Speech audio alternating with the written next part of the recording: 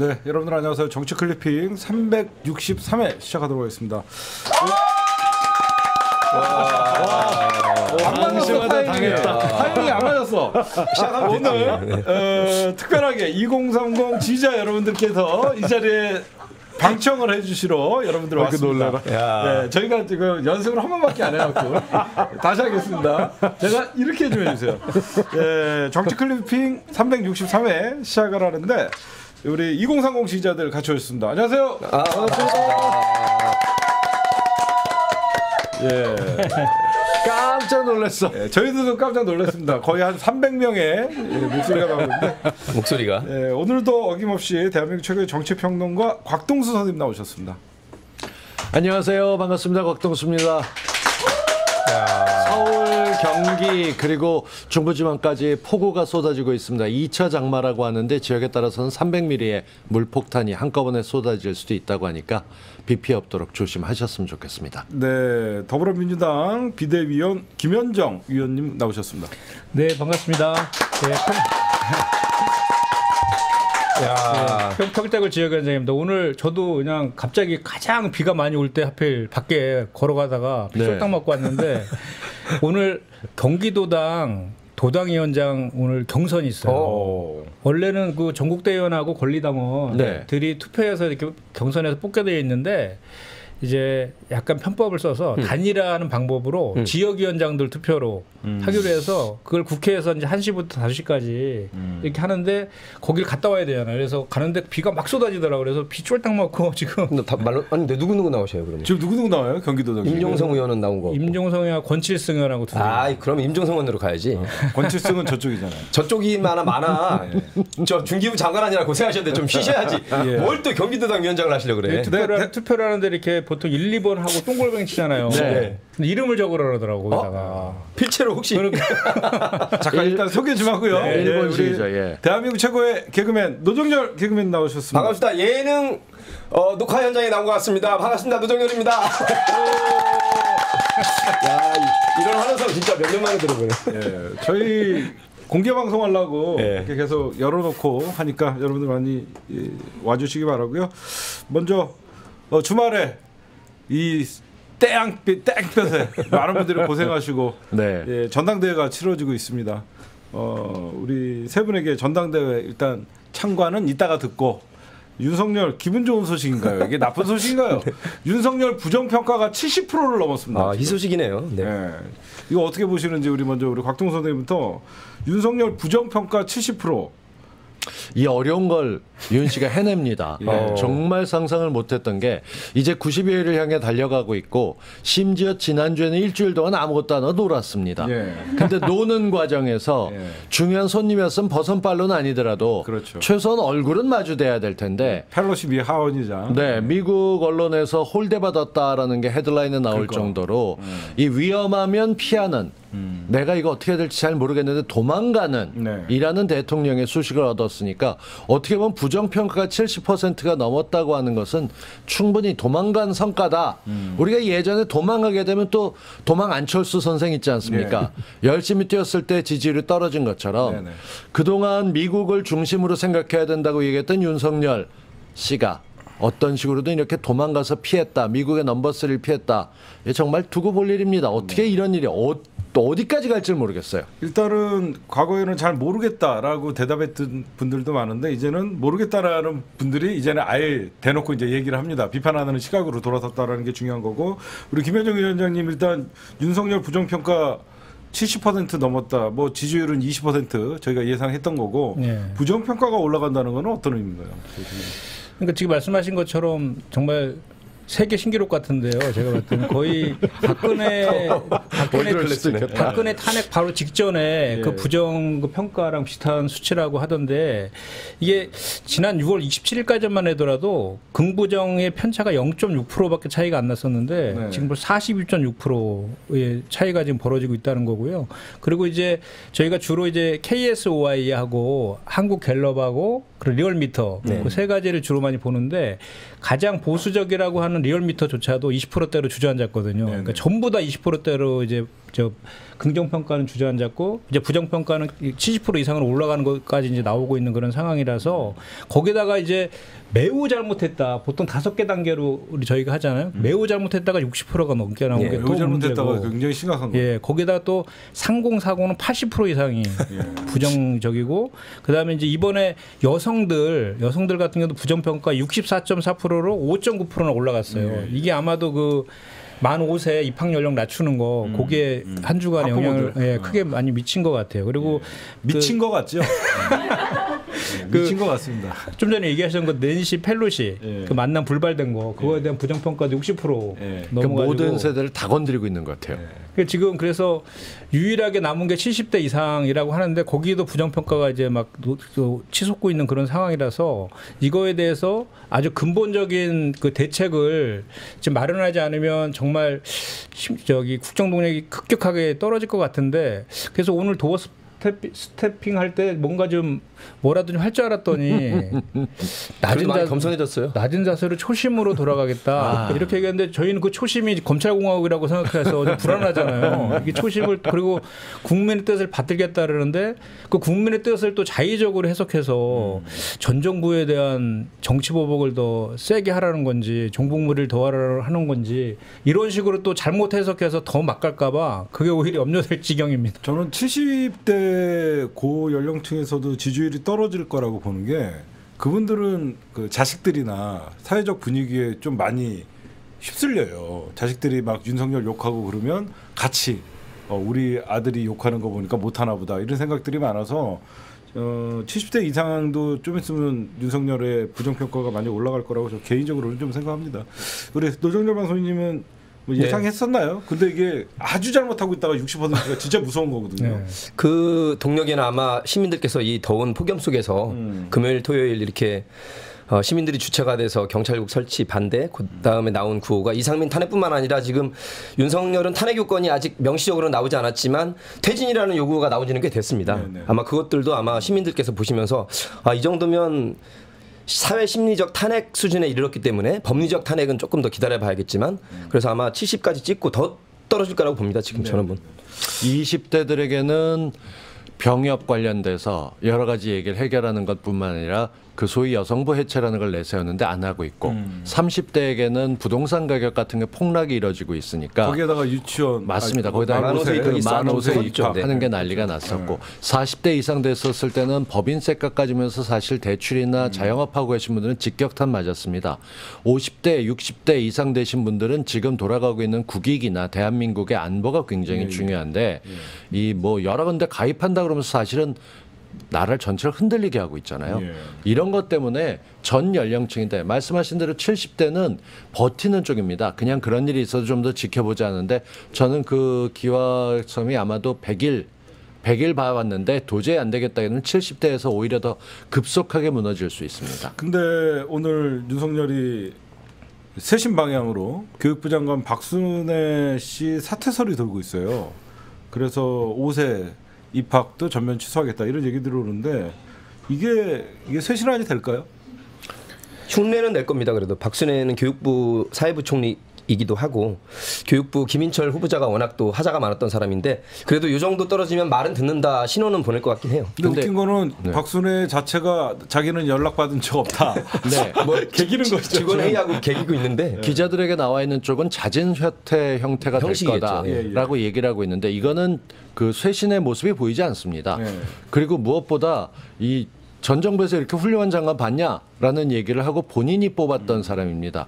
오늘은 그 교육부에서 외고 없애는 방향으로 다시 가야 되지 않느냐는 얘기까지 나오고 있어서 가기 전에 막 지르는 거 아니냐 이런 느낌이 들고 있는데 이건 두고 봐야겠죠. 어떻게 될지. 근데 이번에 그 이제 언론에서는 이제 사태를 기정사실하고 있는 것 같아요. 그러니까 저희도 지난주부터 분위기는 그 핀셋 경질 하나 해서 대통령실 인적 쇄신은 그냥 유야무야 넘어가고 이렇게 이제 교육부 장관 그 핀셋 경질을 하고 그다음에 보건복지부 장관 인선 서두르면서 좀 국면 전환을 하려고 하는 의도가 좀 보이는데 아까 여론조사할 때 우리가 특이한 거를 보면 가장 부정적인 평가 원인이 인사잖아요. 네. 근데 우리가 또 그보다도 주의 깊게 봐야 될 게 두 번째가 무능이에요. 그러니까 그 전에 이제 뭐 그 인사 참사라든지 뭐 정치 보복, 종북 모래 이런 것들과 관련된 그 부정적인 인식들은 그 뭐 그렇게 다시 그거를 바꾸면 다시 좋아질 수도 있는 문제지만 무능하다는 평가는 안 바뀌거든요. 그러니까 특히 보수나 그 어르신들 같은 경우에는 그 무능한 거에 대해서는 잘 용서를 안 하잖아요.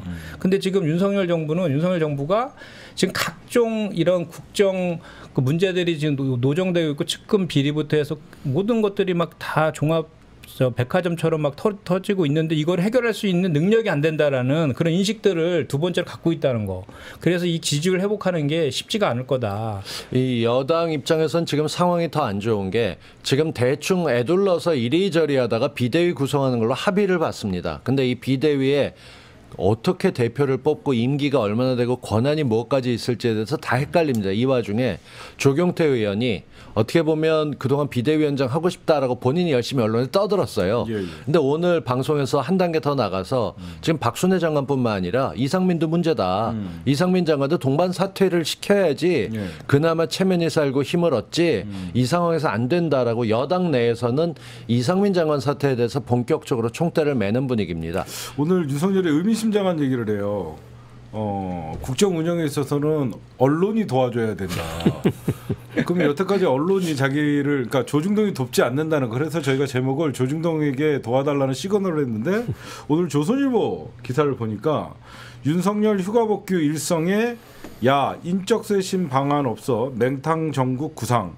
물론 야당이 한 얘기지만 조선일보가 야당이 한 얘기를 실어주지 않거든요. 네. 조선일보가 계속 윤석열을 때리고 있어요. 그러니까 윤석열은 조중동에게 도와달라. 언론 니네만 포장해줘도 자기 이렇게 지지율 안 떨어진다. 이거 굉장히 도대체 휴가가 갖고 전국 구상한다라고 해놓은 뭘 구상한 건지 오늘 도스태핑에 어떤 시그널도 없고 어떤 뭐 구상도 없고 어떤 확실한 메시지가 없는데 이러니까 휴가 갔다 와서 욕만 더 먹고 지지율은 더 떨어질 것이다. 이렇게 많은 사람들이 얘기를 하고 있습니다. 윤석열 지지율은 제가 볼 때는 18%. 아니 진짜 숫자 좋아. 18%가 왜 더 떨어질 거라고 생각하냐면 지금 5세 입학 이게 여론조사가 오늘부터 나와요. 지난주에 있었던 거. 거기에다가 이제 우리 미 하원의장 펠로시와의 이 문제는 계속 진행 중이고 그리고 경기는 계속 나빠지고 금리는 오르고 좋을 게 하나도 없습니다. 지금 문제는 이 지지율을 반등시키려면 지금 국정 운영 기조랑 방향이 잘못돼 있다는 거잖아요, 기본적으로. 근데 그거를 바꿔야 되는데 지금 윤석열 대통령은 그걸 바꿀 생각이 전혀 없어요. 그냥 그 다른 것들, 그러니까 유화적인 제스처 같은 거니까 뭐 서민 민생 코스프레라 그러는데 실질적인 정책이나 방향들은 그 재벌 대기업이나 부자들을 위한 정책을 일관하면서 겉으로 이제 약간의 뭐 그 유화적인 제스처 같은 거를 이제 보여주면서 민생과 서민을 위한 척하는 그렇게 척하는 것들을 이제 국민들이 다 알아차렸거든요. 그래서 근본적으로 그 국정기조 방향을 바꿔야 되는데 그럴 생각이 지금 없다는 거고. 그래서 지금 요 국면을 지금 타개하기 위해서 지금 윤석열 정부가 그 여당하고 좀 생각하고 있는 정도의 수준이라는 게 뭐냐면 이번에 이제 8.15 강복절 특사 관련해 가지고 좀 뭐 이렇게 좀 그 저기 좀 이름 있는 사람들 이명 MB라든지 뭐 저기 이재용 뭐 등등 해서 그 사면하는 거에 뭐 김경수 전 지사 이런 걸 섞어서 그런 거를 좀 물타기 하려고 하는 이런 것들 그리고 또는 이제 그 내일 발표를 딱 땡겼더라고요. 그 부동산 그 정책을 내일 땡겼는데 250만 호 플러스 알파 공급하겠다는 거고 그 핵심이 뭐냐면 수도권 중심으로 재건축 재개발 규제를 완전히 완화시키겠다 이런 내용들이에요. 그러니까 이런 내용들로 해가지고 뭔가 국민들의 그런 시선들을 이제 좀 그쪽으로 분산시키려고 하는 정도의 수준이라서 근본적인 이 대책들이 지금 없는 거거든요. 그래서 이 지지율 회복하는 거는 정말로 그 진짜 뼈저리게 반성하고 진실되게 사과하고 국정 운영만을 바꾸겠다라고 하고 그 비리에 대해서 엄단하겠다는 거 해도 지금 이 부족한 판인데 이 정도로 지금 눈 가리고 아웅하려고 하는 것들이 너무 보인다는 거죠. 그러니까 윤석열의 가장 큰 문제는요. 나는 잘못 없는데 언론들이 제대로 기사를 안 써주고 주변에서 도와주지 않아서 그렇다. 그러니까 우리가 볼 때는 네가 제일 문제인데 남 탓을 하다고 전 그러니까 정부 탓하고 본인이 아직도 후보자 마인드를 갖고 있는 거죠. 후보자 할 때는 언론이 감싸줬고 적이 있었기 때문에 이재명을 꺾어라는 식으로 바람을 좀 넣어줬다면 이젠 대통령이 됐으면 알아서 걸을 때도 되는데 여전히 찡찡거리는 모습을 내고 있고 그런데다 여기 지금 욕먹을 요소가 하나 더 있는 게 윤석열이 국정을 잘해가면서 당에도 개입했다면 당의 당수로서 열심히 해라. 사실상 그 국민의힘 출신 대통령 아니에요. 이런 얘기가 나와야 되는데 아주 시끄럽게 소리 질러대는 이준석이 일주일 동안 시끄러울 걸 예고했습니다. 13일 날 기자회견 하겠다고 했으니까 토요일까지 계속 시끄러운데 내일 주호영 비대위가 출범합니다. 그 전에 권성동은 그 대통령이 아끼면 뭐합니까? 펠로시하고 펠로시가 연설하고 있는데 폰 꺼내서 셀카 찍고 뭐 별짓 다 했어요. 아주 황당한 짓을 했기 때문에 권성동도 같이 사퇴해야 된다 이런 얘기가 나올 거니까 이렇게 되면 국민의힘은 더 혼란에 빠지게 될 겁니다. 여기에 윤석열이 개입할 거냐 말 거냐 이런 것들이 아무리 윤석열이 열심히 해도 여당이 지지를 안 해주기 때문에 엉망이 될 가능성이 있습니다. 예, 그리고 가장 따끈따끈한 더불어민주당 비대위 오늘 아침에 회의 있었죠. 예, 우리 김현정 위원장님은요. 그 어디에서도 들을 수 없는 민주당 오늘 비대위에서 어떤 일이 있었나 여기 와서 바로바로 말씀을 해주시는데 민주당이 좀 세게 나가고 있더라고요. 제가 깜짝 놀랐어요. 비대위 오늘 어떤 일이 있었습니까? 일단 오늘 오전에 11시에 그 한덕수 국무총리를 직권남용 혐의로 고발했죠. 어떤 내용이죠? 어떤 직권남용인가요? 그 KDI 원장 그 저기 전 정부 사퇴해라. 정권들 사퇴하라 그러는데 뭐 그런 거 관련해서 이제 고발하고 막 이런 거에 말이 대해서 그랬죠. 우리랑 안 맞아. 그런 걸로 사람을 잘라내겠다고 얘기하는 그렇죠. 거죠. 그러면서 또 우리 산자부 전 장관은 또 블랙리스트 건으로 또 고발하고 그래서 그 똑같은 직권남용이잖아요. 그래서 그거 관련해서 고발을 했고 또 하나는 이제 정말 권력 사회화가 진짜 캐도 나오잖아요. 하수분처럼. 그것도 직권 3달도 안 됐는데. 예, 김건희 씨를 중심으로 해서 뭐 저기 보니까 검사위에 그 여사 있고 여사위에 법사 있다 뭐 이런 얘기가 막 있다고. 여사가 맨 위에 있는 거 아니에요?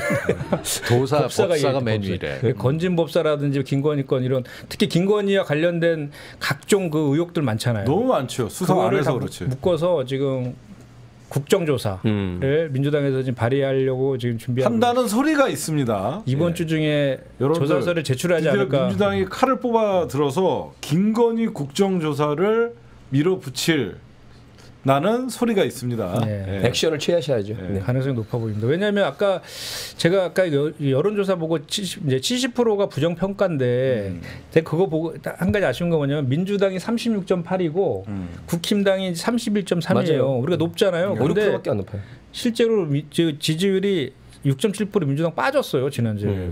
국힘당은 2.5% 빠지고. 그러니까 부정평가 70% 넘는데 그게 우리 온전하게 더불어민주당 흡수하지 못하고 있는 이런 현실이 이제 안타까운 거죠. 그래서 그거를 흡수할 수 있도록 뭔가 좀 우리가 또 선명 야당을 해서 하는 행동들을 좀 더 강하게 해야 되지 않을까. 근데 만약에 민주당이 국정조사를 밀어붙여도 그냥 출석 안 하면 되는 거 아니에요?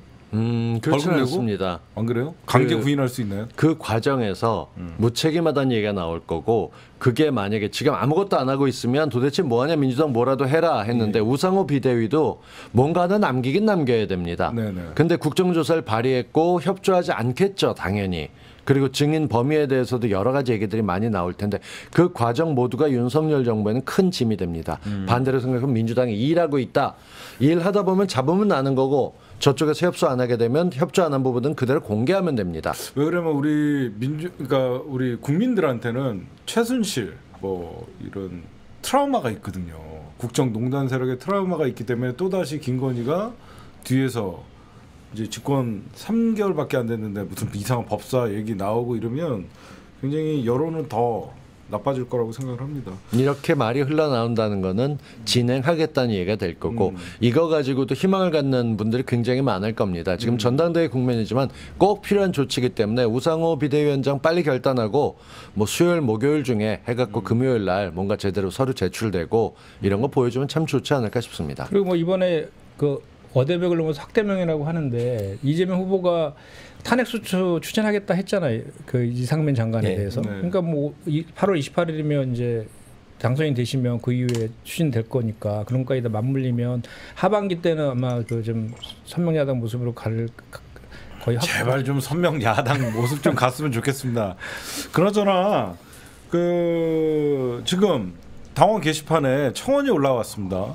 당원 당규 개정하라. 네. 지금 기소만 돼도 당 대표의 어떤 자격을 정지시키는.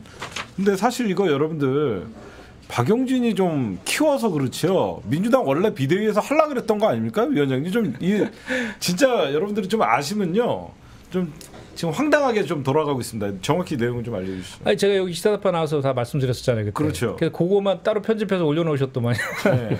아니 그때 저희가 비대위에서 보단 전준위에서 먼저 전준위가 전당대 준비위원회에서 당원 당규들을 이렇게 좀 개정을 하는 절차들을 하는 거거든요. 그게 왜 저기 2년마다 한 번씩. 거기에서 그 초안으로 이제 우리가 여당에서 야당으로 바뀌었고. 그 정치 보복 가능성이 지금 노골화되고 있잖아요. 그런 차원에서 이재명 후보를 염두에 둔 건 1도 아니고 모든 우리 당직자들하고 선출직 국회의원들이 다 정치 보복의 대상이 될 수 있다. 실제로 그렇게 가시화되고 있잖아요. 벌써 뭐 법과 관련해서도 8월 중순경에 결과 발표하겠다고 하질 않나. 그 장남 뭐 소환 조사한다 이런 걸 막 터뜨리고 정치 보복을 노골화시킬 것이다라는 예상은 우리 당 안에서 당 안팎에서 다 지금 거의 확실하게 갖고 있는 그런 상황이잖아요. 그런 상황에 대비하기 위해서 그 개정에 대한 논의를 했었고 개정하기로 한 거예요. 이미 다 하기로 하고 논의가 되고 제가 알기로는 날짜까지 정해서 당원 당규를 개정하려고 그랬는데 박용진이 갑자기 전당대회에서 떠들고 다니면서 마치 이재명을 위해서 당원 당규를 개정하려는 것 같이 얘기를 해버리는 거죠. 그 순서는 모르겠어요. 그러니까 이게 어디서 뭐 보선에서 언론이 먼저 나서 그걸 아니요, 박용진이 먼저입니다. 아, 그래요? 네. 그거는 정말 아니죠. 그거는 제가 그래서 엊그저께도 비대위 공개 발언에서 그런 얘기도 했는데 우리는 그 사법 리스크라는 그 프레임 자체를 우리는 그걸 받아들이면 안 된다. 정치 보복 프레임으로 명확히 걸어서 야당 탄압. 그 모든 그 특히 그 원내에 있는 국회의원들이 가장 1순위거든요. 그리고 지난 대선 때 그 김건희나 뭐 건진법사나 윤석열 관련해서 비판했던 그 원내 의원들이 고소고발당한 사람들이 많아요 지금. 그거 전부 기소하면 전부 다 당직 다 정지시킬 겁니까? 그러니까요. 그건 안 되는 거잖아요. 그래서 그런 판단들을 그 정무적인 판단이잖아요. 정무적 그리고 정치의 사법화가 되는 것처럼 그 상권 분립이 있는 나라에서 위험한 발상이 없잖아요. 네, 그렇네요. 그러니까 그런 쪽으로 가는 거에 대해서 정치적인 영역은 정치적 영역으로 판단하게 하는 그 방향이 맞는 거지. 그렇네요. 당내에 있는 그런 리스크를 우리가 스스로 막 그거를 그거 참 비유도 저는 적절하지 않다고 봐요. 그때 뭐 무슨 그 보궐선거에 무슨 우리의 잘못으로 해서 되지 않았는데 그 당원을 고쳐가지고 우리가 그 보궐선거 졌다라고 하는데 그거는 잘못된 건 맞아요. 근데 그거랑 이거랑은 차원이 다른 건데 어떻게 그거랑 이걸 비교하면서 문제가 있다고 하는지 이해가 안 되더라고요. 박용진은 꾸준하게 지금 해당 행위를 하고 있습니다. 근데 다른 것보다 셀프 발언, 뭐 셀프 공천이라고 얘기하는데 이재명 외에 그 당시에 윤호중하고 박지원 비대위원장이 있었습니다. 그럼 그들이 공천에 결국 최종 책임을 진 거고 전략지역 공천위원회는 이원욱 의원이 하지 않았습니까? 그런 거 저런 거를 따져보게 되면 책임지는 사람들이 따로 있는데 이들에 대한 언급은 없이 이재명의 한마디에 민주당이 마치 사당처럼 돌아갔다 그러면서 사당화라는 말을 쓰고 셀프 공천이라는 걸 쓰고 지금 규정도 이재명이 뒤에서 조정하고 있다. 만능설을 외치고 있는데 근거도 없고 타당하지도 않은 얘기인데 거짓말쟁이가 계속 거짓말을 외치는 이유는 누구라고 지적은 못합니다만 말리는 사람이 없으면 계속합니다. 말리는 사람은 말리는 과정에서 욕먹게 돼 있어요. 왜 끼어드냐. 네 싸움 아닌데. 지금 똑같은 얘기로 김현정 비대위원님 조금 더 기왕 어차피 들어가신 거 세게 좀 막아주세요. 왜냐하면 이게 말씀하셨다시피 일정도 정해져 있었고 중앙위에서 그리고 이게 따지고 보면 도정환 위원장이 하고 있는 중앙선관위에서 지금 선대위에서 부탁했던 쪽입니다. 당선돼서 어렵게 전국 돌면서 한 달여에 걸쳐서 투표해놨는데 저쪽에 듣도 보도 못한 단체나 개인이 고발해버리면 국민의힘 같은 경우는요, 그 고발 여부를 살핍니다. 그리고 중대범죄라고 자기들이 인정한 것들이면 중지를 시키지만 그렇지 않으면은 안 돼요. 근데 우린 자동이에요. 이런 법은 고쳐야 되는 건데 이 당원 당규를 고치는 것조차 못하게 막고 그것도 여론전으로 박용진이 막는다. 이건 말도 안 되는 일입니다. 그러니까 검찰이 맘만 먹으면 민주당 지도부를 쥐락펴락할 수 있어요. 마음에 안 드는 사람들 기소 때리면 그냥 다 사퇴해야 돼요. 그 다음에 더 문제가 되는 게 그 다음이 지금 똑같은 딜레마가 생기는 게 이걸 만약에 풀 수 있다고 하게 되면 최고위원회가 결의를 해야 됩니다. 네. 그러면 예컨대 이재명 당대표가 어떤 식으로 돼서 당직을 잃었는데 최고위원회가 이러려고 최고위원회를 이렇게 뽑아놨냐면서 하지도 않은 억울한 일에 나머지 위원들까지 덤터기를 쓰는 거예요. 욕먹으려는 구조인데 이건 바꿔야 됩니다. 예. 일단 더불어민주당 전당대회 지금 잘 치러지고 있는데 잠시 후에 여러분들이 어제 난리가 났습니다. 김한규 의원이 개헌을 밀어붙인다. 김한규가 이재명에게 불리하게 사회 진행을 했다. 일단은 개헌은 가짜 뉴스고요.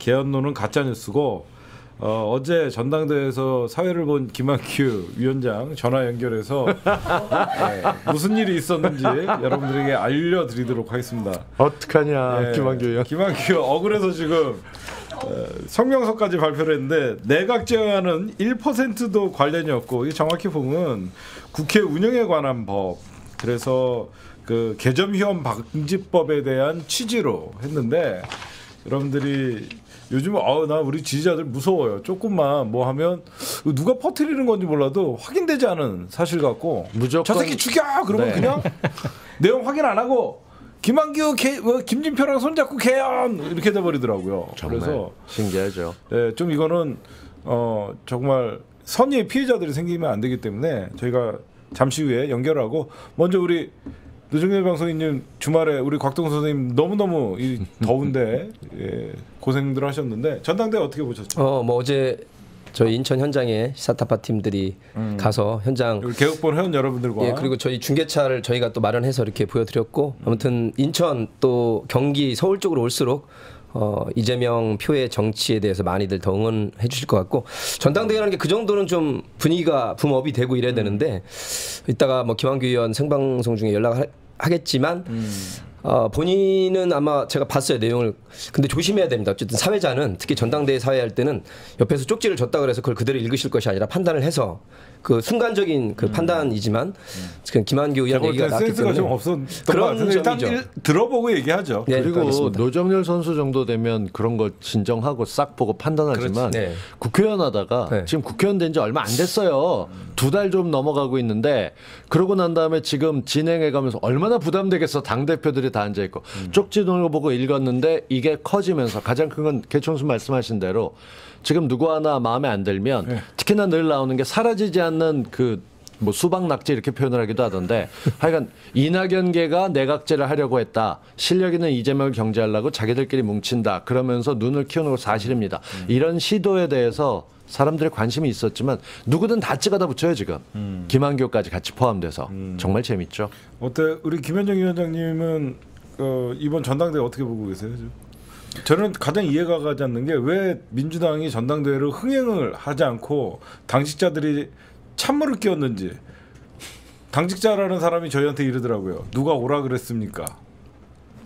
자제를 시키더라고요. 대구에서 있었던 얘기예요.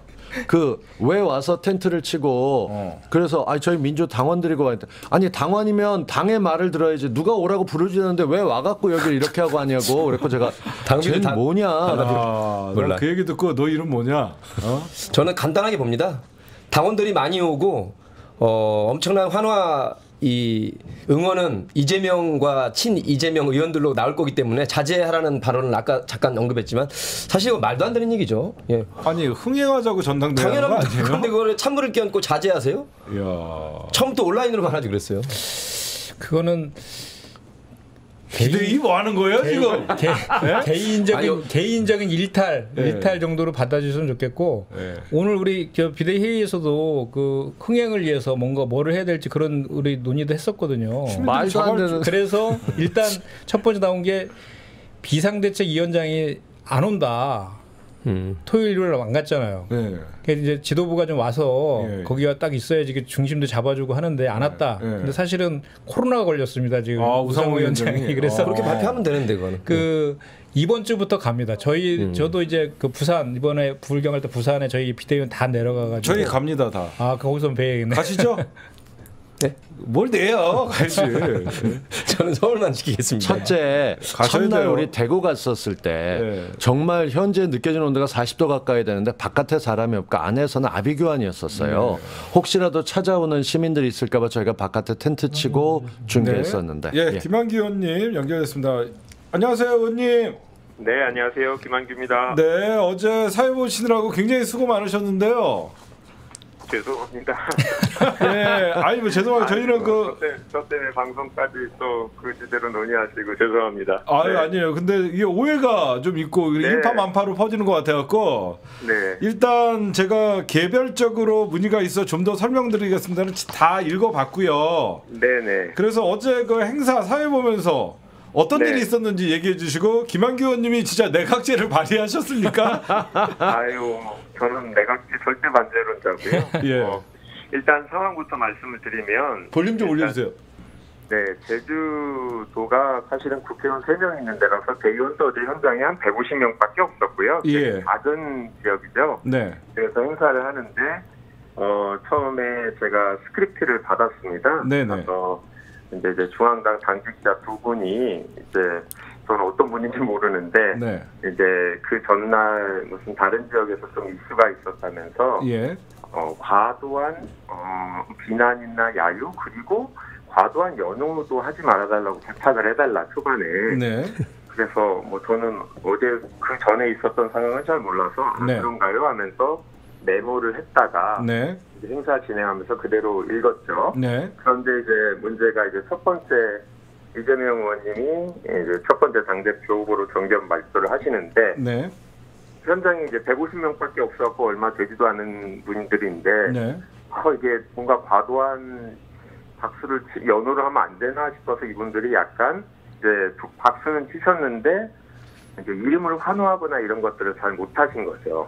일부는 하셨는데 이제 그래서 이재명 의원님께서 이제 농담처럼 이렇다고 이제 박수도 잘 안 치냐라고 했더니 이제 그제서야 사람들이 이제 열심히 치셨고 이제 그러다 보니 이거는 비난이나 야유가 문제지 연호가 하는 게 문제는 아닌 것 같아서 그렇죠.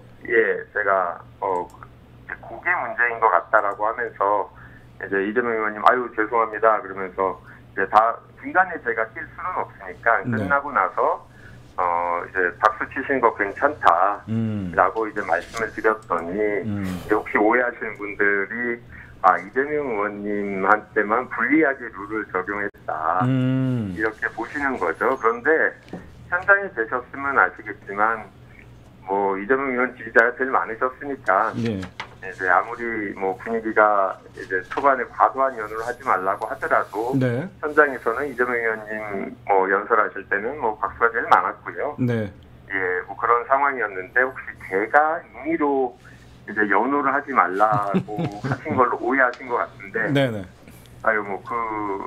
제가 처음에 이제 당직자한테 들을 때 문제 제기를 했어야 되는데 연호까지 막을 필요는 있냐라고 했는데 했어야 되는데 제가 상황을 잘 몰라서 뭐 과도한 연호로 혹시 뭐 문제가 됐나라고 싶어서 그냥 뭐 그대로 읽으셨구나.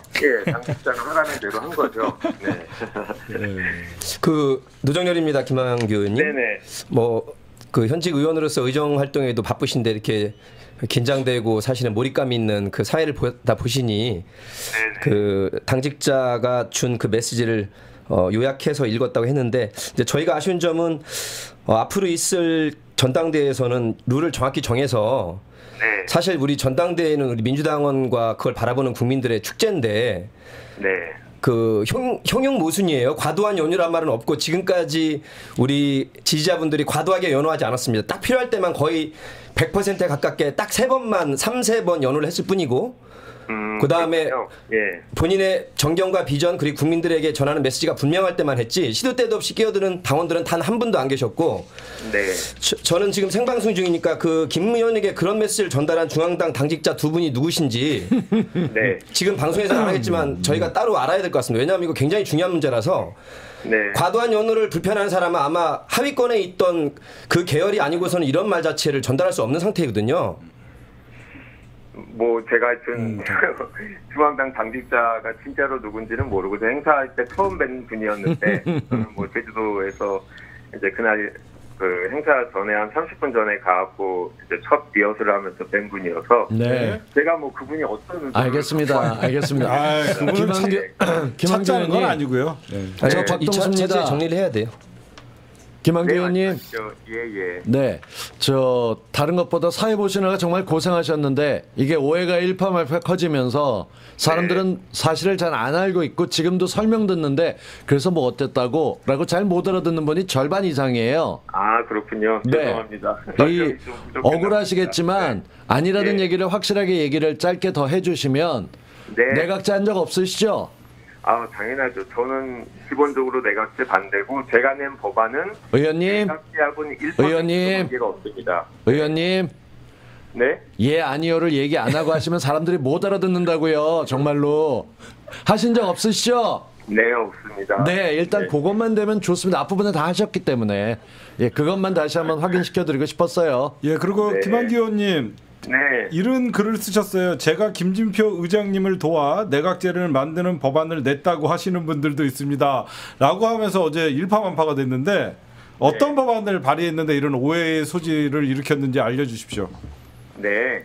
국회의장이 국회 운영에 관련해서 의견을 개진할 수 있다라는 조항을 추가한 건데요. 네, 기존에도 계속 그런 의견 개진은 있었는데 최근에 이제 국민의힘 쪽에서 저희가 국회의장이 되다 보니 이게 법에 근거가 없는데 왜 의견을 내냐라고 문제 제기를 했습니다.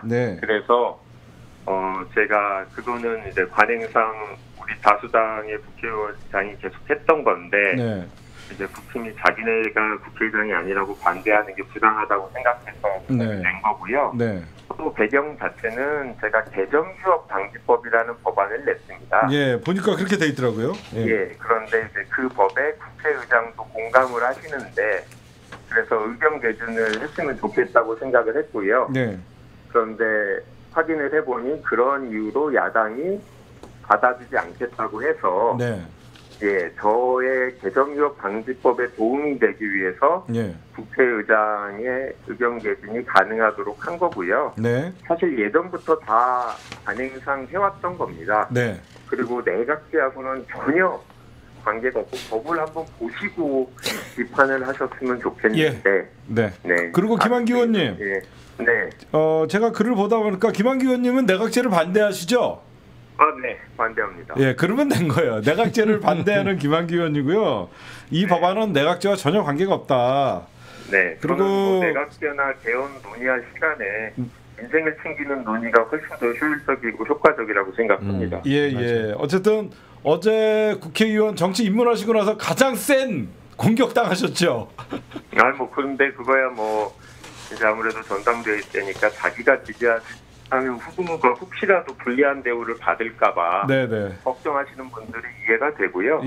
그래서 뭐 충분히 상황을 이해하고 있습니다.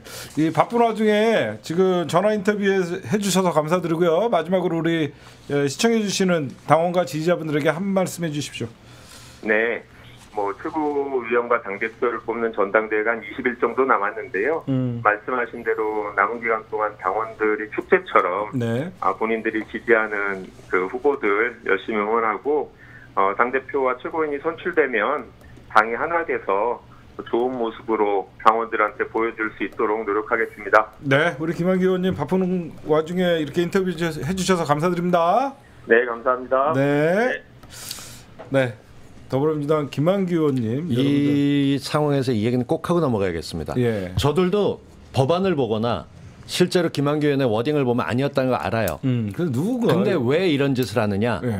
김한규 의원을 망치려는 거예요. 어떤 식으로 망치냐면은 김한규가 누구 때문에 욕먹느냐? 이재명 때문에 하지도 않은 말로 욕을 먹었다. 그렇게 되면 사람이라는 게 그래도 이재명 의원 볼 때마다 내가 조심해야 하는 것보다 저 사람 때문에 억울했어라는 생각이 들게 돼서 결정적일 때 이재명 등에 칼을 꽂아라는 식으로 몰아가려고 작전할 때 이런 식의 프레임을 씌우는 거죠. 그러니까 이재명 쪽에서 대놓고 친하다는 얘기는 못합니다. 그렇게 되면 중립성 위반이나 여러 가지 얘기가 나오니까. 그리고 김한규 의원이 말이 길어질 수밖에 없는 게 변호사들은 빠져나갈 구멍을 쌓아놓고 해야 돼요. 국회의원들은. 저희야 정치 뜻 없으니까 그냥 얘기하지만 지금 같은 경우 굉장히 정치 뜻 있습니다. 저 대통령 할 거예요. 저기요. 낮방송이야. 지금 그러시면 안 됩니다. 대통령 할 거예요. 저 국회 이런 거 안 하고 그냥 대통령. 개통령이라고 그러죠. 개통령.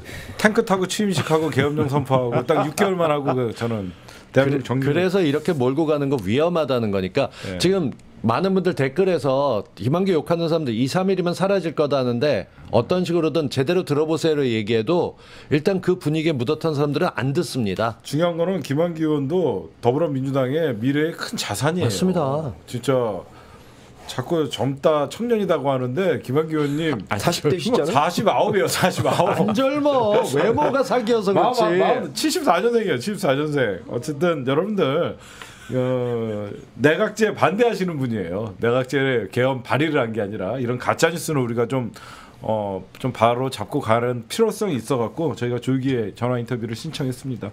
네, 그리고 우리 누구죠? 김현정 위원장님은 2시 40분이 되셔서 가셔야 되죠. 마지막으로 한 말씀 해주시고 먼저 가시고 저희가 전당대회 평가는 저희 3명이서 하시죠. 예, 말 그대로 전당대회 이제 8월 28일 날 이제 마무리되는데 이제 첫 주 이제 순회 경선 끝났죠. 그 강원도, 대구, 경북하고 제주, 인천 이렇게 했는데 권리당원 수가 한 110만 명 정도 되거든요. 그 중에 한 10만 5천 명 정도 대상으로 지금 권리당원 투표가 진행된 거예요. 한 10% 정도 이제 진행됐고 이제 이번 주에 불경하고 이제 충청 지역, 충청, 충남, 대전, 세종, 불경, 충청 지역 이렇게 해서 하는데 갈수록 이제 권리당원 숫자가 많은 쪽으로 올라가기 때문에 여전히 이제 저 변수 같은 건 있을 수 있는데 당대표 같은 경우에는 뭐 다들 아시겠지만 이미 뭐 확대명이라는 얘기까지 나올 정도 이렇게 있는데 최고위원들 5등 안에 드는 거는 약간 좀 재미가 있는 것 같아요. 관전 포인트가 있는 것 같은데 그거는 세 분 전문가들께서 저는 지금 오늘은 양해 말씀 구하고 이제 일어나야 돼서 더 논의해 주시면 좋을 것 같습니다. 네, 수고하셨습니다. 우리 김현정 위원님 박수 한번 쳐주세요. 고맙습니다. 네. 나머지 우리 노정열 우리 선배님이랑 전당대회 저희가 본격적으로 분석을 좀 할 텐데 사실 당대표 선거는 김 빠졌어요. 너무 75일로 나가십시오. 이거 머리 주시면 75%라는 압도적인 지지율이 나오니까 지금 뭐 처음에는 당대표 선거가 뭐 97 세대가 뭐 단일화를 한다. 둘이 합쳐봐야 25%. 더 떨어질 수도 있어요. 그렇죠. 오히려 어제 강훈식 당대표 후보자가 스탠스를 좀 바꾸더라고요. 네. 2등을 노리려고 갑자기 박용진을 지금 뭐 같이 좀 공격하는 느낌인데 전체적으로 일단은 어떻게 보시고 계십니까? 일단 강훈식 의원 잘하고 있고요. 네. 그렇게 해도 4% 5% 나오는데 이 추세가 전당대회 때 보면 크게 뒤바뀌거나 이런 경우는 없습니다. 예, 뭐 충청권과 이 호남권 있지만 우리가 대구 경북을 한번 찍고 왔기 때문에 일단 이재명 의원은 지금 거의 대통령급이신 것 같아요. 언론에서 이상한 사진 포즈 잡아서 또 뭐뭐 이렇게 할 정도이기 때문에 대통령급이잖아요. 그러니까 아마 모든 커트를 다 찍는다고 보시고 언행을 조금 더 낮게 가져가셔도 대통령급으로 우리 국민들이 바라보시는 것 같고 일단 고민정 의원이 확실한 2등이 될 것이냐 1등으로 올라설 것이냐 3등으로 떨어질 것이냐가 앞으로 남은 20일 동안의 관전 포인트인 것 같은데 제가 보기에는 이 포인트로 간다면 2등을 유지할 가능성이 높습니다. 이 반개혁파 내지 비개혁파 4분 중에서는 고민정 의원만 올라온 이유가 전당대회가 중요한 게 현장 연설이 굉장히 중요합니다. 이 고민정 의원은 그래도 방송인 출신답게 다른 분들이 이렇게 소리 지르는 위주로 갈 때 차분차분하게 한 면도 있고 그 4분 중에는 그래도 고민정을 밀어주자는 그런 분위기가 형성된 것 같습니다. 그것도 그렇지만 제가 보면 권리당원 표가 의외로 많이 나오는 걸 보면 문재인 대통령의 지지층은 아주 견고하거든요. 네. 어떤 그 문재인 지지층 중에서 반 이재명, 그러니까 이재명은 별로다라고 생각하시는 분들이 고민정 의원에게 표가 몰리는 현상이 있는 것 같아요. 그래서 우리가 유튜브 안에 있는 정치 고관여층들이 보는 것보다 조금 밖에 나가면 문재인 대통령과 고민정 의원은 사실 국정을 시작할 때부터 같이 했기 때문에 인지도도 있고 그래서 과거에 문재인 대통령을 지지했던 표들이 상당수가 고민정 의원을 찍는 경향이 있지 않나 저는 그렇게 봐서 고민정 의원이 사실 제주에서는 1등했어요. 권리당원표. 제주고씨 그 얘기하면서 지금 0.1% 차이긴 하지만 정청래를 꺾었죠. 각 지역마다 올라가면서 이런 일이 생기는데 의외로 작은 숫자를 잘 못 보시는 분들이 있습니다.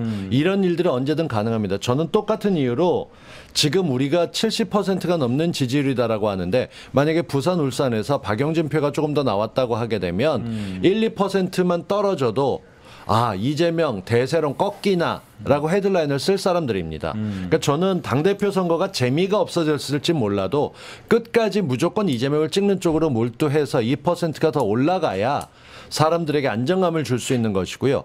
이상할 정도로 윤석열은 20% 초반인데 지금 정권이 망했다고 걱정해야 될 사람들이 가만히 있는 것처럼 지금 우린 70%가 넘는 지지율을 받고 있는데도 여전히 한쪽에서 박용진 띄우기 봅니다. 오늘 완전히 박용진 폭주했는데요. 뭐 원래 2등은 1등 쫓아가면서 소리 지르는 거다. 이건 기업들의 얘기입니다. 정치인은 이렇게 누구 까는 걸로 대표에서 나온 적은 본 적도 없고 그런가 하면은 어떤 식으로든 지금 박용진 얘기하고 있는 게 당헌 80조 개정하는 거 이거는 말도 안 되는 거다라고 우기면서 온갖 얘기들 하고 단일화의 꿈도 놓지 않았다고 합니다. 당대표 선거도 일단 그쪽에 신경 쓰셔야 됩니다. 저는 개인적으로는 당대표 선거는 너무 원사이드하니까 저는 최고위원 선거가 좀 재밌어지는 것 같은데 일단은 5명은 가장 이상적인 사람들이 올라가고 있어요. 정청래, 박찬대, 장경태, 고민정, 서영교. 네. 나머지 5명, 3명 윤영찬, 고영인, 그다음에 송갑석. 이분들이 6, 7, 8등을 달리고 있기 때문에 그 자체만으로도는 되게 저는 좋다고 생각을 하는데 저희가 좀 주목해야 될 게 뭐냐면 윤영찬을 5등 안에 밀어넣기 위해서 송갑석과 고영인이가 사퇴할 가능성이 있어요. 지금 7%대 지지를 갖고 있는 지금 그 올려놓으려고 하다 보니까 문제가 생기고 있는 게 그 고영인이 만약에 사퇴를 하게 되면 고영인은 자기 지지가 안산 쪽입니다. 그리고 나머지 쪽 집어넣다고 하지만 송갑석은 호남에서 지지를 받을 것이고 윤영찬에게 몰표를 줄 수가 있는 가능성도 생기는 거죠. 그리고 아시겠지만 한 사람이 빠지게 되면 비율로 나옵니다. 득표 비율. 그럼 그 표를 빼고 계산하게 되면 지지율이 올라가서 역전될 가능성도 있습니다. 지금 불안한 게 그냥 한 명을 하면 서영교고 그 바로 위까지 살게 되면 장경태 이렇게 두 분이 윤영찬이 올라가게 되면 불안해지는 쪽입니다. 그러니까 요거만 설명해 드리면 왜 2명이 사퇴할 가능성이 있냐면요. 현재 고영인과 송갑석이 사퇴를 하면 이제 명확한 구도가 돼요. 반명이라고 하는 그쪽의 의원들이나 대의원들은 고민정, 윤영찬으로 가면 되거든요. 확실한 고민정, 윤영찬만 딱 찍을 수 있어요. 반명계는 고민정, 윤영찬 이렇게 하면 표가 몰립니다. 왜 그러냐면 송갑석, 고영인이가 나가면 적어도 5%, 뭐 7% 이 정도가 되기 때문에 우리 곽동 선생님이 말씀해 주신 것 같이 그러면 서영교나 장경태 둘 중에 한 명이 위험한 거예요. 네. 지금 현재 그래갖고 저는 단일화 가능성이 사퇴 가능성이 있다라고 저는 생각을 하고 윤영찬이를 어떻게 해서든지 5등 안에 집어넣으려고 윤영찬도 전북 출신인가요?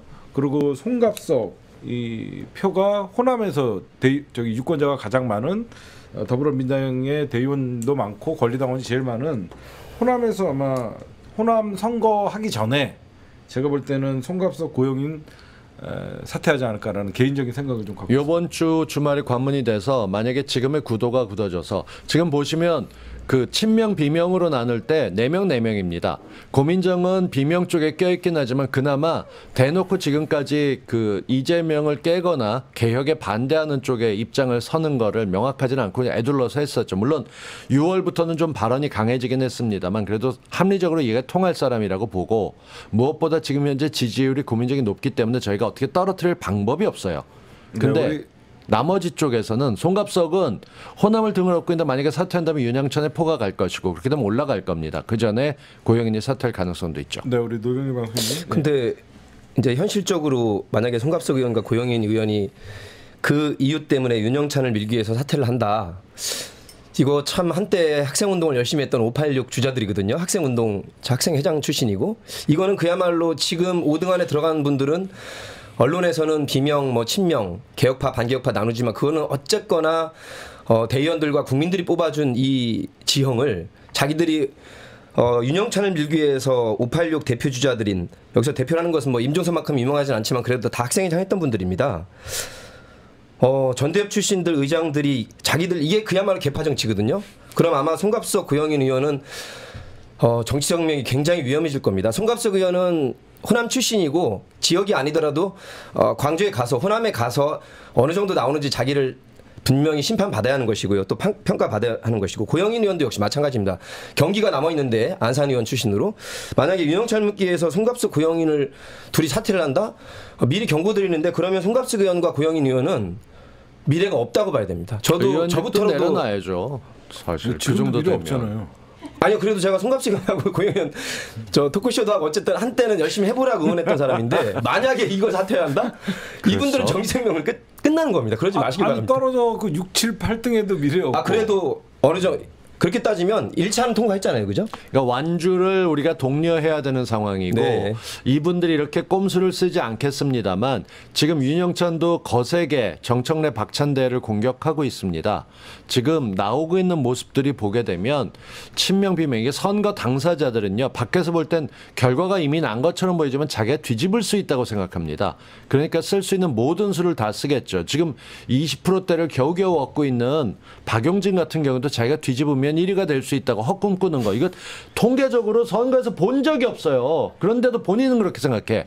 마찬가지로 지금 고영인이나 송갑석 이런 의원들 같은 경우 자기에게도 기회가 오겠지 하면서 한 번이라도 윤영찬을 꺾고 올라가길 기대해야지, 전략적으로 해서 사퇴한다 이렇게 되게 되면 후보를 뭐하러 8명씩 두겠어요? 아니, 그런 가능성도 있다라고 말씀드리고, 네, 하지 말라는 것이고, 지금 일단은 많은 사람들이 지금 걱정하는 게, 저는 정청래 의원이 의외로 표가 안 나온다고 생각해요. 지금 생각보다 되게 적게 나오는 겁니다. 한 35% 정도는 좀 나와야 되는데 지금 겨우 이제 8-9%? 정확히 7-8%? 따지면 고민정 의원에게 가는 10% 정도가 정청래 의원에게 오겠지라고 우리가 생각했는데, 그렇죠. 안 오고 고민정이 20%대라면서 1위 위협했던 거, 표가 작은 제주에서도 뒤집어졌던 거예요. 네. 어떻게 될지 모르는 거고, 반면에 박찬대 의원은 인천에서는 제법 나왔는데 다른 지역에서는 인지도가 훨씬 적습니다. 그렇죠. 그러니까 정청래 수석 최고위원도 위험하고 박찬대도 올라가는 게 4위나 5위로 밀릴 수 있다, 이런 얘기입니다. 그러니까 무조건 한 표는 정청래. 맞습니다.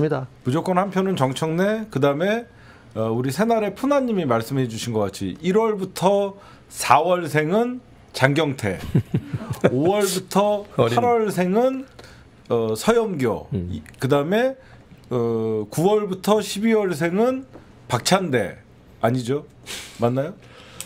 저희가 전략을 잘 안 짜는 1, 2, 이유가 3번이니까. 이런 겁니다. 이렇게 해서 헷갈릴 수 있어서. 이렇게 무조건 한 표는 정청래, 1월부터 4월생까지는 장경태, 기호 1번이니까, 5월부터 8월까지는 기호 2번이니까 서영교, 그 다음에 9월부터 12월까지는 기호 3번 박찬대.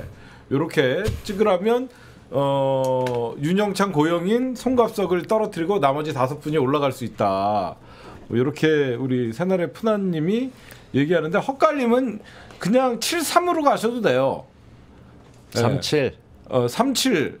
박찬대, 정청래. 아니, 헤드를 7로 잡아야죠. 일단 7번, 3번으로 가시면 돼요, 여러분들. 헛갈리시면 그냥 7번. 137. 예, 맞습니다. 137로 가면 좋겠다는 글이 있어서 제가 잠시 읽어드렸습니다. 네. 선거는 몰빵이에요. 사실 분산 투표는 어려워요. 네, 그렇죠? 굉장히 어렵죠. 네, 누구한테 마음을 가느냐인데 가장 큰 건 투표하지 않는 사람들이 여전히 많습니다. 이게 헷갈려 하시는 분들이 있어요. 내가 당원이고 자격이 있는지 잘 모르시는 분들, 더불어민주당 앱을 보시고 내 상태 확인하는 거, 명부 연락 같은 게 끝나고 나면 권리당원인지 아니면 전국대의원인지 이런 게 표시가 됩니다. 그래서 투표하는 거 앱으로 알림이 올 때 그걸 눌러서 투표하시면 됩니다. 그거 안 하고 난 다음에는 걸려오는 전화를 받아서 역시 번호를 누르면 되고, 그 누르고 끝까지 다 가셔야 돼요. 주변에 나 투표해서를 떨컥 끊어버리는 승질 급한 분들 계시면 이게 카운팅이 안 되는 경우 있습니다. 끝까지 다 들어주시고, 정말 안 되고 놓쳤다 싶게 되면 마지막 날까지 전화 걸 수 있는 ALS 번호 있으니까 지역에 계신 분들 신경 쓰셔야 됩니다. 부산 요번에 수요일부터 부울경 시작이 되니까 관심 가지시기 바랍니다. 네, 지금 그럼 이제 다음 주 이제 부울경, 그다음에 충청, 충남, 충북, 대전, 세종 예상 한번 해보시죠. 예. 여기도 유권자가 이제 부산도 꽤 되고 충청, 충남, 대전, 세종도 꽤 많은데 이대로 계속 갈 것 같습니까? 뭐 당대표 선거야 뭐 이재명 의원이 75%에서 80%까지 찍을 수 있냐 이게 관건이고 그다음에 저쪽은 이제 뭐 단일화 의미 없어졌고요. 2명 해봐야 뭐 반도 안 나오는데 의미 없어졌고 이제 최고위원 이게 가장 이게 눈여겨 봐야 되는데 이제 호남 가기 전에 어떻게 대서론이 굳혀질 것이냐. 지금 사실 1, 2등 격차 별로 안 나잖아요. 한 2, 3% 나나요? 아 최고위원급이요? 네, 최고위원. 아, 그래도 1등 정청래, 2등 고민정, 현재 직계가 3등 박찬대인가요? 맞죠? 네 맞습니다. 제가 알기로는 정청래, 고민정, 박찬대, 장경태, 서영교 이 순으로 알고 있거든요. 숫자 정청래가 28.4, 고민정이 22.24, 아직 6% 박찬대가 차이. 12.93이고 네. 장경태가 10.92, 서영교가 8.97입니다. 이거는 5군데 지역을 합산한 것이고요. 윤영찬이 7.71, 송갑석과 고영인이 4%대입니다. 어제 그 도종환 위원장이 발표를 할 때 옆에 박찬대 의원님이 미리 이렇게 컨닝하는 모습이 서영교 의원님도 같이 보는데 굉장히 서영교 의원님은 실망하는 눈빛. 그럼요. 그렇죠. 이 9%에서 10%대를 넘어설 수 있지 않았을까 싶었는데 서영교 의원이 3선인데 장경태 의원을 지지하고 있는 젊은 층들이 꽤 많습니다. 그러다 보니까 10%대를 올라선 것이고 반면에 박찬대 의원은 열심히 1년간 다닌 거에 비해서는 지지율이 적게 나오는 편이죠. 그러니까 이게 아주 점수표는 냉혹한 겁니다. 왜 수석 최고위원이 중요하냐면요. 만약에 우리 노종현 선배님이 앉아있는 자리가 이재명 당대표 자리고 제가 수석 최고위원이면 분명히 당대표를 향해서 공격들이 많이 들어오죠. 그때 수석 최고위원이 분위기를 바꾸거나 화제를 전환시켜 줄 수 있는 센 한 방을 날리면 그 민주당 비대위에 오늘 있었던 일은 정청래에게 쏠리는 거예요. 일단 1, 2등이 돼 있는 게 당대표가 발언을 얘기할 때 수석 최고위원이 그 의견 저는 반대입니다 하게 되면 두 개가 아주 팽팽한 그림이 잡히게 되고 사진에서 흔히 나오는 서로 돌아앉은 모습들이 카메라에 잡히게 되는 거죠. 반면에 정청래 수석 최고위원이 되게 되면 이재명 당대표가 얘기했던 거를 정청래 최고가 바로 받아서 같이 더 시너지 낼 수 있는 게 되는 겁니다. 그러니까 이 과정이 굉장히 중요합니다. 그렇죠. 수석 최고위원은 얌전한 전략가가 있으면 안 돼요. 싸울 줄 아는 사실 호위무사가 오른쪽에서 칼 차고 있는 거예요. 누가 당대표 건드리나 딱 보고 내가 수석 최고위원인데 다른 최고위원들이 얘기하면 지금 무슨 소리 하는 거냐. 받아버릴 수도 있고 아니면 국민의힘한테 어떤 뭐 사법 리스크를 얘기하고 뭐 당내 문제가 생기면 수석 최고위원이 그건 지도부에서 그런 일 없다. 딱 분명히 잘라서 매듭 짓고 가는 역할도 해야 되기 때문에 좀 싸우는 사람이 필요한 거죠. 일단 지금 민주당 지도부가 안 갖고 있는 게 정의하는 겁니다. 무슨 얘기냐면 이해찬 당대표 때 민주당의 시각이 처음부터 잘 정해질 수 있었던 게 예컨대 바깥에서 정말 난리를 치는 일이 벌어졌을 때 이건 별일 아니다. 해프닝에 불과하다라고 이해찬 대표가 얘기하고 나면 거기에 따라서 방향성이 정해지고 모든 의원들이 얘기했는데 지금은 다 제각각이거든요. 이재명 후보 같은 경우 연설을 통해서 지금 계속 끊임없이 얘기했던 게 악의적인 프레임을 씌웠던 것 같은 그 검찰 개혁을 갖다가 검수완박 이런 용어 쓰지 말자라고 얘기하고 그리고 우리가 탄핵해야 될 건 이상민 장관 탄핵해야 되지 않느냐 이런 얘기 속 시원한 얘기들을 제대로 정의하는 걸 매일 아침 최고위원회에서 들을 수 있다면 예컨대 오늘 같았으면 이번 주 민주당은 김건희 대통령 부인에 대해서 뭐 국정조사를 진행하던가 특위를 통해서 뭐 조사를 진행하겠다 이러고 얘기하는 게 바로 나갈 수 있는 거죠. 거기에 관련돼서 이걸 하게 된 이유는 이라고 설명하고 나면 정청래 의원이 관련된 얘기를 하고 박찬대가 그렇다고 무조건 없는 걸 씌우는 건 아니다. 약간 감싸는 척하고 이렇게 나가면 민주당이 강한 야당이 아니라 겉은 표현은 부드러운데 진짜 야당답게 되는 거죠. 대의원 표는요 28일 서울에서 전국 대의원들이 16,000명 정도가 모여서 투표를 하는 게 전국 대의원 투표고요. 지금 현재 대의원들이 현장에 나오는 거는요. 시도당 위원장들 뽑기 위해서 대의원들 투표하고 있는 거고 지금은 권리당원들만 각 지역에서 투표하는 겁니다. 여러분들 룰이 그렇게 보시면 될 것 같습니다. 네, 우리 노정재 박사님 오늘 굉장히 피곤해 보이세요. 아닙니다. 뭐 할 얘기가 못 하셨나? 김 비대위원 말씀 잘 들었고요. 근데 현실적으로 보면 고민정 의원이 지금 양강구도입니다. 정청래 맞아요. 수석 되실 거고 지금 가능성으로는 90% 이상으로 봅니다. 왜냐하면 지금 거친 네 군데도 굉장히 전체 판세대로 움직인다고 보고 고민정 의원이 혹시 5등 안에 들어올 가능성이 거의 100%인데 우리 선명한 개혁파 의원들은 고민정을 어떻게든지 떨어뜨리고 싶겠지만 현실적으로는 그렇지가 못합니다. 아까 말씀하신 대로 문재인 대통령에 대한 후광도 있으시고 그 5명 중에서 지금 친명계가 4명밖에 없는데 5명 뽑잖아요. 그렇다면 사실 현실적으로 고민정 의원이 들어와야 되는 것이지 윤영찬이나 그렇습니다. 그렇기 때문에 마음을 좀 열어두시고 그렇잖아요. 저는 고민정 너무 욕 안 했으면 좋겠어요. 네네.